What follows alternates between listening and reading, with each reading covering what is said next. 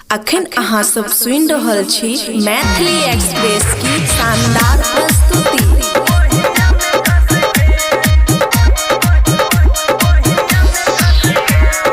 DJ Manish Raxaul.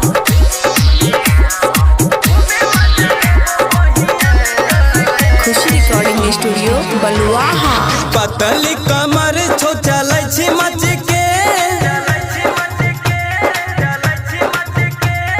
पतली कमर छो चलै छी मच के, खूबे मजा लेबो बहिया में कस के। है गे रास्ता चलै छै छौड़ी किए हंस के, खूबे मजा लेबो बहिया में कस के। पतली कमर छो चलै छी मच के, खूबे मजा लेबो बहिया में कस के।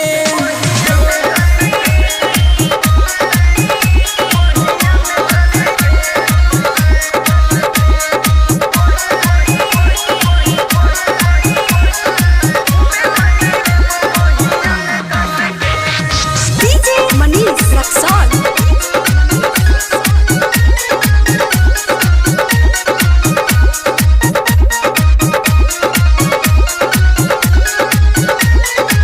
खुशी रिकॉर्डिंग स्टूडियो बलुआहा।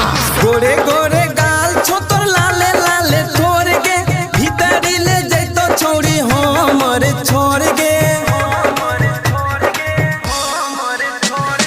गोरे गोरे गाल छो तोर लाले लाले ठोर गे, भीतरी ले जैतो छौड़ी हमर छोड़ गे। जांच लेने छियो छौड़ी तोरा नस के,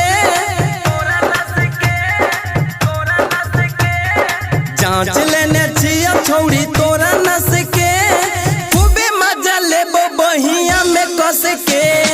रास्ता चलै छै छौड़ी किए हंस के, खूबे मजा लेबो बहिया में कस के।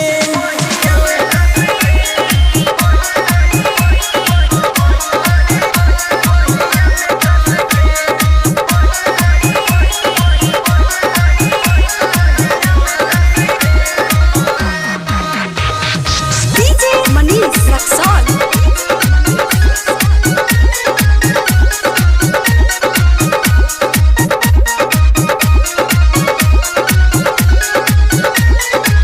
खुशी रिकॉर्डिंग स्टूडियो बलुआहा। बहपन बिहार छौड़ी लिखने छो गाना, सागर प्रेमी के करे छै महाना।